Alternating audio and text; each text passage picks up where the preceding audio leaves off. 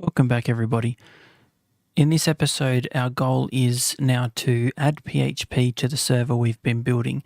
If you haven't seen those videos already yet, please go back and review those.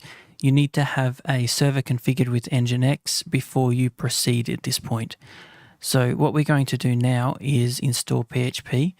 According to the website currently, the most recent version of the 7.0 series is 7.0.33, but because we're on a Debian stable system running Debian 9, we're going to use the default version that comes with Debian, both for maintainability, stability, as well as support-wise. We don't have to muck around, but there are ways to install later versions of PHP, such as using the Surrey PHP repository.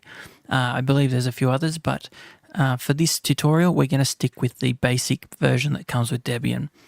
The setup of those other versions is very similar, and you could use this guide for those as well, other than changing the way that you install it by adding the extra repository in. So we'll jump back across to the terminal now. And what we're going to do is install PHP FPM. FPM, I believe, stands for Fast Process Manager, if I can recall correctly. It's essentially a fast CGI application, and if you know what that means, well, then you'll understand what FPM's doing once you see it running. It basically pre-spawns a set of processes ready to handle their PHP requests as they come in, and it's more efficient than fast CGI. If you don't understand any of that, I recommend you go and do some read up on what CGI is. In this context, it stands for Common Gateway Interface, not computer-generated graphics or whatever it is that they use in the media industry. So in this case, it's Common Gateway Interface. And then there's a version of that called Fast CGI, which is very similar. It uses pre-spawned processes and so on in a local socket. PHP FPM is built on top of that, and it's sort of a more efficient version again. So we're going to be using that.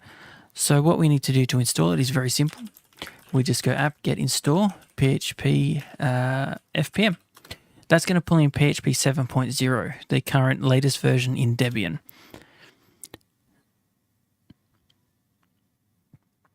Once this installs, it's going to set up a default pool. A pool in PHP FPM is a set of processes. Sorry, not set of processes. It's a instance of PHP running under a certain user ready to receive requests. And you can start up a pool of, say, 1 instance or maybe 10 instances. It depends on how many cores you've got and how much processing you intend to do through PHP. Now, this is a 2-core VPS. 2-processor VPS, and so we might create maybe 2 to 4 processes for PHP. 4 is probably the upper limit of what we'll be doing with this server. There are instances where you could add more. We probably could here too, but we don't really need to for what we're doing. So now that's installed, if we check the process list for PHP, you'll see down here, and did I type that wrong? grep PHP, whoops. You'll see down here we have these 3 processes. So we've got the master process, and it's spawning the pools. So here, and you see the master process is running as root. We then have the pool www, which is the default one installed, and it's running as the user www data. We don't want that. We actually want to start up one running as the user we created in the previous video, YT. This way, when you add extra sites to the server, extra accounts and so on, you run a version of an instance of PHP for each user. This means that the PHP instance will be able to access that user's files, but no one else's. It creates a good level of separation while retaining the benefits of the fast CGI type process. If you run Apache, you'll be familiar with mod PHP, or if you've played with that. And while it's very quick as far as handling responses, it doesn't run as a separate user for each account. And so if one website is compromised through a PHP bug, because they were running as the same user, that PHP bug or PHP exploit could allow the attacker to deface or break into every website on the same system. And this is something that cPanel used to be plagued with. There's several other things that cPanel struggled with, like symbolic links back into other directories and so on. But these are problems that have been solved through processes like running PHP FPM. So what we're going to do now is go into the etc PHP 7.0 directory, and you'll see in here we have a few directories. We're dealing with the FPM installation. It's also installed the CLI version of PHP. CLI stands for Command Line Interface. That can be very handy. That allows us to run PHP on the command line. So we can actually run scripts from the shell that are written in PHP. And it's very handy to be able to do that because some web engines, websites such as WordPress, has a cron job, or they call it a cron job, that is periodically run every so many web requests. But they also support disabling that and putting it in as a real cron job, in which case we use PHP to launch that directly, the CLI PHP application. But for now, we're going to drop all of that and we're going to go into the FPM directory because this is what we need to configure for Nginx. In here, we've got several, I'll list that properly, we've got several files and directories. Again, as described in the other videos, anything with the suffix of .d, any files inside that are automatically going to be included into the config. We can use that to our advantage and avoid editing these files that come with the installation. This allows us to upgrade PHP later without having to worry about blowing away any config or having to deal with merging changes. So if we go into the pool.d directory, this is where all the different pools are configured, and you can see there we already have our default www pool. Now, if you like, you can go and have a look at that. It's full of comments and full of instructions as to the various options and various ways to set it up. For this example, we're just going to remove it and write our own. So we'll remove that, and then we'll create a new one called yt.conf. They must end in .conf, otherwise it will not load in these files. So we'll open that up, and now we'll create a pool. So we're going to name this pool yt. Best to name it, in my opinion, as the actual user. And then we're going to configure the run as user and the amount of processes going to spawn and so forth. So what I'm going to do is I'm just going to pull up a reference on another machine. Bear with me 1 second.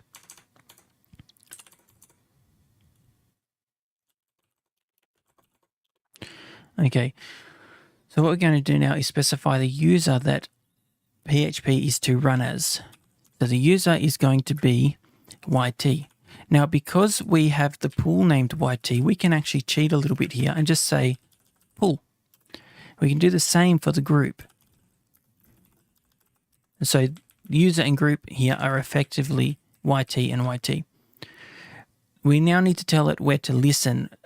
What's going to happen is Nginx is going to pick up, or we're going to configure Nginx to pick up PHP requests and to forward them to the Unix socket on this machine to process the request.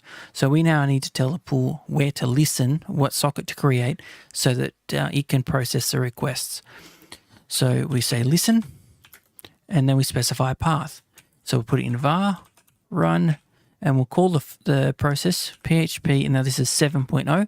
This is handy to specify the version because you may at some point later put multiple PHP versions on here and you can run them side by side. So you could have 7.1 next to 7.0 and have two sites running on different PHP versions for whatever reason you might have, such as legacy support or a script that needs to be updated that hasn't been yet, or who knows, even just testing. So we specify the version. This is an FPM process. This is the naming convention I like to use. And then we can just say pool.soc. So that's going to create the file var run php 7.0-fpm-yt.soc. Now we need to say who owns the file, the socket file, not who it runs as. So we can say listen.owner. In our case, we want to say www-data. I'll just correct my layout here. We want it to listen as that user, so Nginx is the only user that can connect to it. And again, we need to specify the group as well. And the same thing, www-data, and the mode, so the actual file ownership mode. Now this is octal. We don't have an option here for the expanded format I used in the other video. We're going to have to specify it manually. So we need to specify 0600. And that's going to mean that PHP can read and write the file. And no, it's not PHP, sorry. Nginx can read and write to the socket. No one else can. Now we need to specify the kind of performance manager we're going to use. In this case, we're going to use static. There's a few different ones like dynamic and fixed. I think it's fixed, but what they do is they essentially are able to scale up how many processes of PHP are running based on load. In our case, this VPS is fairly limited in what it can do, and so we basically need to just cap what it can do. So we're going to say the max amount of children that it's allowed to launch is 2. We've got 2 calls. We could probably bring that up to 4, but for what we're doing here, we don't need more than 2. And then we need to, we don't need to say this, but I recommend you do pm.max requests. And we'll give it a value of, say, 500. Now, that means that it's going to allow each PHP process to process 500 requests, and then it will restart the process. This is done to avoid memory leaks. While they're pretty rare these days in PHP, it doesn't happen that often. There are some instances where PHP will leak memory for whatever reason. There's a bug somewhere, and it'll eventually crash the process out. And when that happens, until PHP FPM picks it up, it won't restart the process, and you'll basically have a downside. So it's best to put in a value here. 500 is a good default. You can just run it flat out if you trust the code that's running. But yeah, it's just a safe option to put in, a safe bet, and it doesn't cause any interruption for it to do a restart every now and then. But extremely busy sites, you might increase this to, say, 10,000 or something. All right, now we also need to configure a few things because PHP is going to try and use the wrong send mail values and so on if you're trying to do email out. We haven't configured this server with any mail support such as postfix or anything yet, so we don't need to worry too much about this now, but you should note that we should always configure these, so we're going to do it right now. So go PHP value, and this is specifying a PHP ini value. So as if you edited the php.ini file itself. So the value is send mail from, and we're going to say the send mail from is, say, info@yt.hostfusion.com, and the send mail path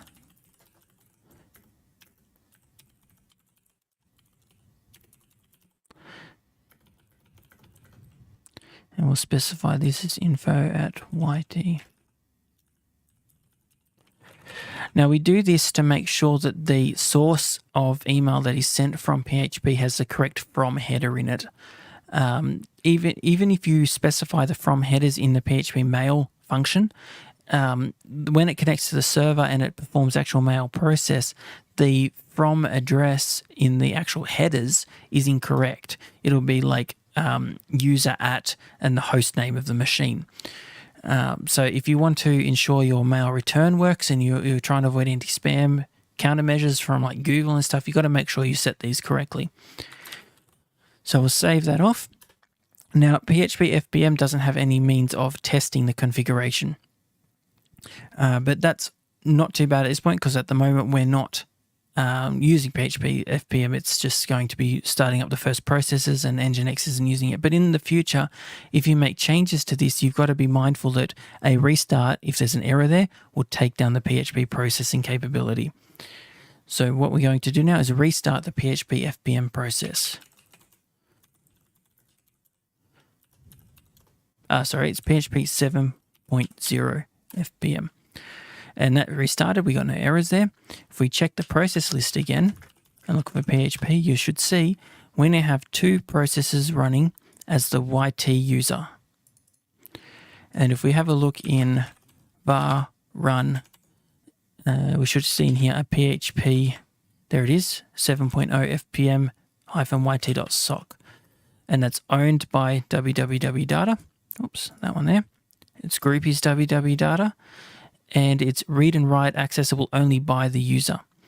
This S here at the beginning is just an indication that this is a socket and not a real file, a Unix socket. If you don't know what a Unix socket is, I suggest you Google that and do some research on it. I'm not going to explain it here. But suffice to say, it's a way of communicating between processes on a Linux system or a POSIX-based system. So our next step is now to configure Nginx to process PHP requests. But before we do, for testing, we'll go into the public HTML directory for the YT user, and we'll create a new file in here. Just call it test.php. And very simply, we're going to put in here a little bit of code just to dump out the PHP info. Now, when we're done and the build's finished, I do not recommend this file be left behind. It exposes all of the configuration specifics of your server, and an attacker can use that information to compromise your system. This is only good to keep around for a short period while you do a bit of testing, if you're trying to diagnose a problem, but always make sure you clean up after yourself and remove this kind of a file when you're done. So we're going to put that there. We're also going to correct its ownership because I'm the root user yet again. It's incorrect. So we're going to change its ownership to YT. And we're going to change its permissions. Again, user equals read write, group equals nothing, other equals nothing. So there we go. We have that file secure. Now you might note I didn't allow the group to read that file. That's an error. We actually do need to allow it to be read because for the moment Nginx is going to look for it. But later we won't, because PHP runs as the user YT and it'll be able to read it as the user. But for this example, it doesn't really matter. And it doesn't really matter in general that the group can read it with this configuration. So we have that file there. If we go into the Nginx configuration, again, sites available, and we want to edit the yt.conf. I keep getting that backwards because I'm actually got the mic in the way of my keyboard and I have trouble finding my home keys without being able to see the keyboard, so you have to bear with me. Anyway, there's our configuration. If we go back to our browser first and we go to the site, we've got it here, and we try to load that test.php file, it's going to try and download it because Nginx just sees that as a file on a disk and it's trying to save that off. So if we cancel that and we go test.php, we go view source, it's not going to let us see it, is it? No, that's Chrome for you. Anyway, it's trying to save out that raw file. It's going to send us the code. It's not going to send us the processed code. So now what we need to do is configure Nginx to pick up those files and process them. All right, sorry about that cut. I just realized that I recorded a whole heap of content without switching the record back over to the terminal, so you weren't seeing anything that was going on. So what we're going to do now, though, is configure Nginx to process PHP files by handing them to the PHP engine, PHP FPM through the socket. Now, PHP configuration is fairly generic for most sites, and you can sort of create a one-size-fits-all config for most of it. Because of this, I like to create a global config I include into the website configs. So what we'll do is we'll create a new file in etc nginx called php.conf. The first thing we need to do in here is specify the index. So index is index.php and index.html. That's basically stating if you go to the address without a URI, so you just go to like yt.hostvision.com without a slash whatever on the end, it's going to first look for a index.php file as a default. And if it can't find that, it's now going to look for an index.html file. This way we support both dynamic and static websites. We also need to tell it the fastCGI index to use. Again, same deal, but this is for dynamic requests. And we're just going to specify just index.php because the other index is not dynamic. Index.html is a static file. We now need to also match URLs that might have .php in them and pass them to PHP to be processed. There's many ways to do this. My preferred way is to use a location match as a regular expression. I'm not going to describe the details of this expression. If you want to learn about regular expressions, I suggest you do some research on that because it's actually a topic all on its own. So what we're going to do here is we're going to do a location match. The tilde means this is a regular expression. Expression starts with, and the group is any character with multiple of them. Any multiple of any character, and ends in .php. And its end match is an optional match, and it may not create a match group. And this will either be the end of the string or a slash. Again, I won't go into detail on that. Suffice to say that works and it creates a match group. We now need to check if the file exists that was matched there. So if we say if not a file, doc root, this is the document root of the actual website, $1. $1 is this, whatever was matched in here. All right, so if that file doesn't exist, we're going to return a 404. So a file not found. Otherwise, we're going to process it. So we check if the file's there or not, because if we tell PHP to process a file that's not there, PHP is going to try, and it's actually going to come back with a nasty plain text error saying file not found, which isn't very nice for the user. It's better to serve a real 404. And that's all that check is for. So now we need to set up the actual processing. First, turn off the keep alive timeout. I won't detail that. You can research that yourself if you're interested. And we're going to include the default fast CGI parameters. These come with the installation. These set up basic environment variables for various things that PHP FPM will be looking for as a CGI handler. We now need to set up the split path info. This is for websites that support SEO URLs where you won't see a whatever.php in the address. WordPress is a good example of that. It uses that as well. And this is WordPress compatible, what I'm providing here. Again, this is a regular expression.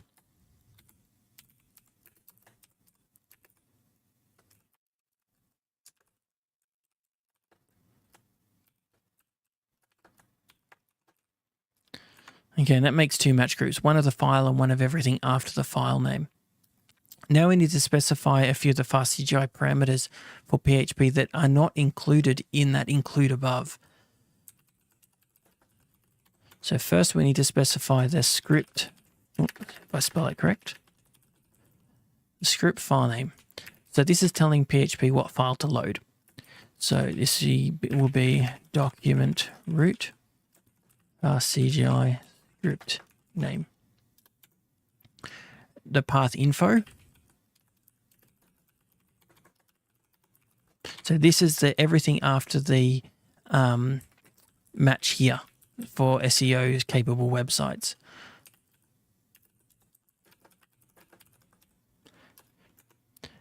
Now we need to specify the path translated. Again, same deal for the same reason.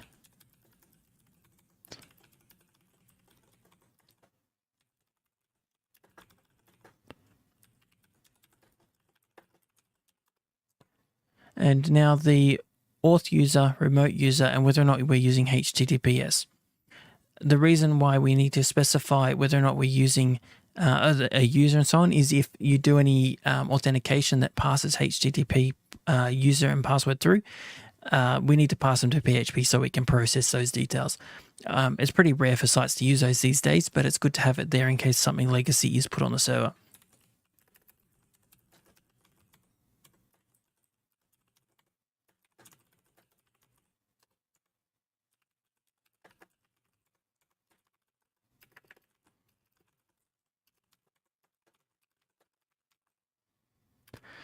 Lastly, we need to specify whether or not we're using SSL. We're always enforcing it, but we can't assume that it's always in use because we might end up being perhaps part of a reverse proxy setup where SSL is terminated before it comes to this server.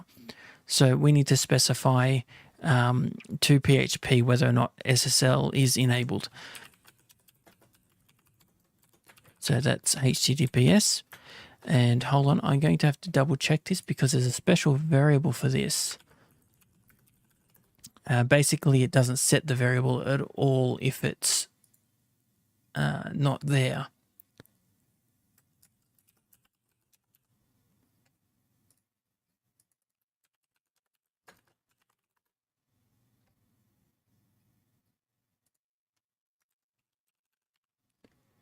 There we go. Okay, so it's HTTPS if not empty. Okay, that's it for the parameters. Now we need to configure some of the buffers for Nginx and specify their size. Some good defaults are what I'm going to provide here. They may be different though depending on what you're hosting and what you're intending to do.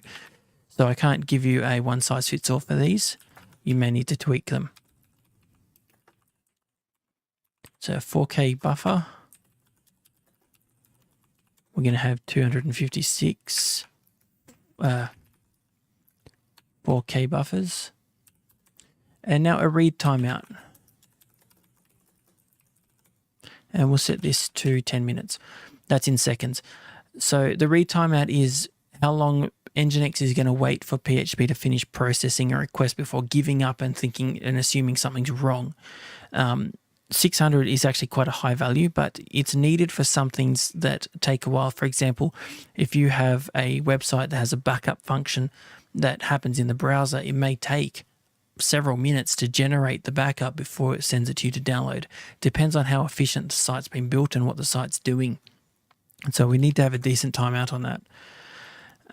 Finally, we need to specify where to send these requests, and that's to the socket that we set up earlier.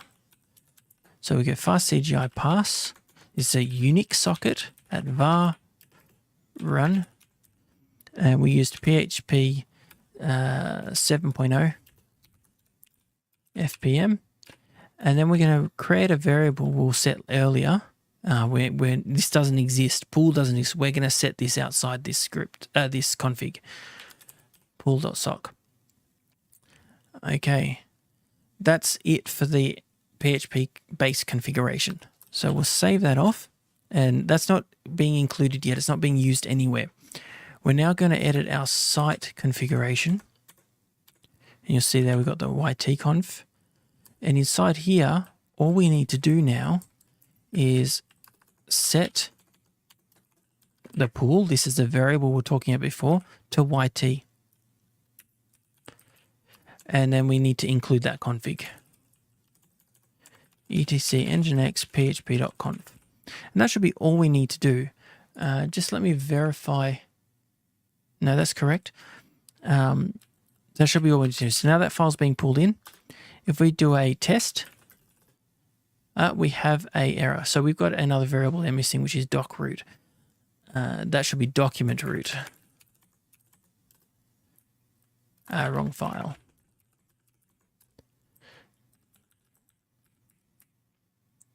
This one here. Document root. So we'll try that again. Okay, syntax is successful. So we'll try and reload Nginx. No errors. And across in our browser now, that test file we created earlier, we try and visit it. We now have a PHP response. And you saw we only put that one line in there to say PHP info, and that's now rendered all the configuration of this server under PHP. So that's how you set up PHP under Nginx. If we have a look in here too, you'll note the sendmail configuration we specified in the pool has come across. We'll also note that the user that we're running under, if we look for that, the user is YT, and our home is the user's home directory. This is great. This means that if PHP creates files or needs to access files in that directory, it does as that user. We don't end up with files with odd permissions in there. It also means you never have to do what a lot of people do when they try and fix permission issues and chmod 777 everything in the directory, which, as I mentioned in the previous video, is a huge security hole. You should never do that. So the only thing left to do here is PHP, the default installation comes with some basic modules, but it's missing a lot of things that would be very handy and are needed by a lot of websites. We've already got a lot of stuff here like PDO and so on, but until we add the extra modules, we don't have any actual database engines. It's not able to connect to MySQL, and it's not able to do any image processing and several other bits. Adding those is very simple. If we go back to our terminal, we can actually list all the available packages. We go app cache search for PHP 7.0, and you'll see here we have all these different modules we can install into PHP. All these ones starting with 7.0. These other ones, while they are add-ons for PHP, they are generally PECL modules or they're pair modules. They're a little bit different. You'll see we've got some up here too. These will be wrappers and stuff that are loaded using pair or PECL. But these here are the actual core modules. So a few that you're probably going to want to install are, we want 7.0. You're probably going to want out of this list things like GD. GD is for image processing and resampling of images and some resizing on the fly. Often people are using MB string. That's for multi-byte strings for like multilingual sites. So it's 7.0 MB string. Mcrypt, that's been deprecated, but a lot of stuff still uses it. If you're running PHP 7.2, I think it's gone. But in our case, we're going to put it in there for legacy support. Few extras here, like readline might be useful. SQLite 3 is often used. That's one I'll just start copying and pasting. But that's one we often would like to have on there. Zip is often used by applications that like to download and install their own modules directly. So you sort of have a repository saying install this thing and it'll go and download a zip file and uncompress it to itself. I believe some of the programs like Roundcube and stuff require that too for processing of stuff. You may even need the BC2 module as well for bzip compressed files. We also do need to add the MySQL extensions to this because they are not there at the moment. But for now, we're just going to do those. And in our next video, we're going to set up MySQL and the PHP modules for that. But you can see there that's all installing. And now they're installed, we just need to reload or restart PHP7 FPM. And over here, you'll see before, sorry, I've got to switch the window. Over here, you'll see this list of additional files parsed. As soon as I reload that, this will update with the new ones that we just installed. And we'll actually find like GD in here with GD support enabled and so forth. That's it. As far as adding configuration to, or building out an Nginx server running PHP. I know it's a bit of a long process, but that's the bulk of the work, and that's probably the most complex part of this entire setup. So, like I said, our next video will move on to setting up the database and allowing PHP to connect to the database, creating a database, and we might even do a basic web installation of something in order to test that and show how it's used. Well, that's it for this video, and thank you for being around and paying attention.